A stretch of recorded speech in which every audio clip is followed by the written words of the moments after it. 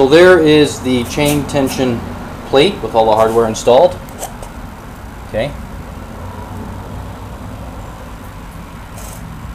I did make a small miscalculation on some of the holes. The hardware might be in the way of the other hardware, but I know at least this hole, and this hole all work. This one is pretty close to working. I just might have to nip it with the Dremel on the washer. So I think I have enough holes for height adjustability.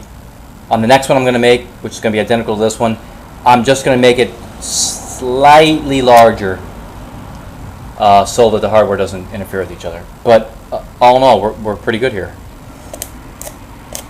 Pretty good to go. So that's it. That's that baby right there. Cleaned it up. So the way it's going to work on here is, if you imagine,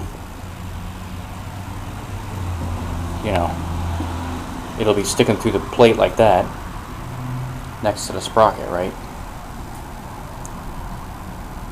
And where I'm tapping my finger here, that's adjustable in and out, because on the other side it has a nut and a lock washer. So all I got to do is, and same on this side, a nut and a lock washer right here. So all I got to do is just loosen them up, and this particular threaded rod that I'm holding on to can go in or out. These 4 other bolts on the corners, those are just standoffs. So they're just going to mount probably like, pretty close to the plate, kind of like that. I'm going to lock them down with the same type of hardware, and they're not going to move. The only thing that's going to move is this one, in and out. So that'll give me my adjustability. And if I need to go higher or lower for more or less tension, I just change the different holes. So it should work pretty good. It's going to be somewhere down there.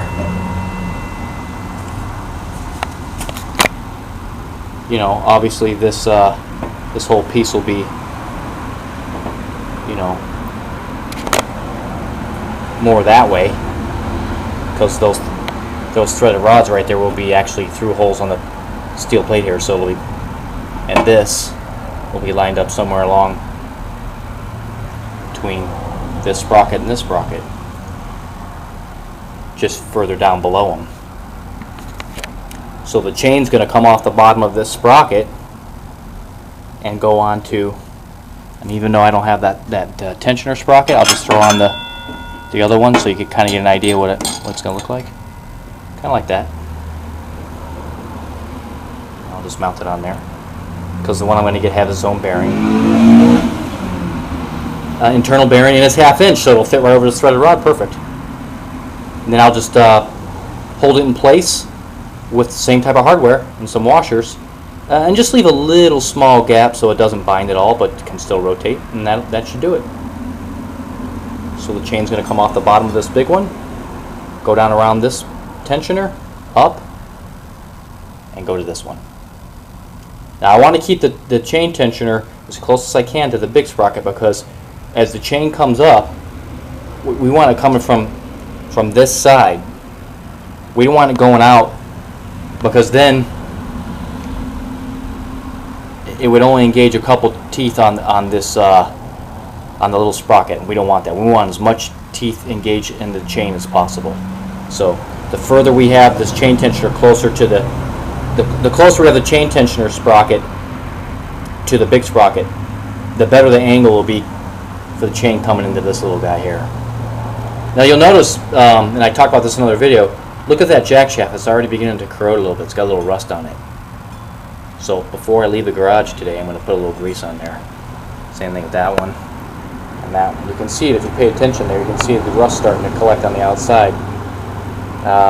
So the jack shafts, in the future, I don't know, maybe they get a little coating or something, but for now I'm just going to keep them greased up to keep them from rusting out. And you'll notice, look at the rust on top of the steel plate already.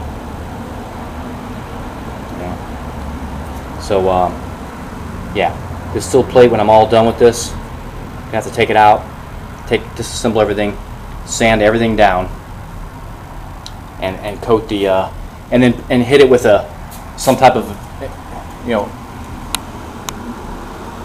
solution that'll get out the impurities from the surface of the steel plate. You know, wipe it down and then prime it and paint it. Because again, I want to keep it inexpensive. I don't want to get into powder coating and expensive processes, so probably just paint it, Rust-Oleum or something, keep it from rusting out as much as possible. Like I said, the next one, if there is a next one, hopefully there will be, we'll use aluminum, and we won't have to worry about it. A lot of the hardware I'm using is all stainless steel, so yeah, that does make it a little pricey, but at least we know it's not going to rust out for quite a few years, you know, decades probably. So that's the idea.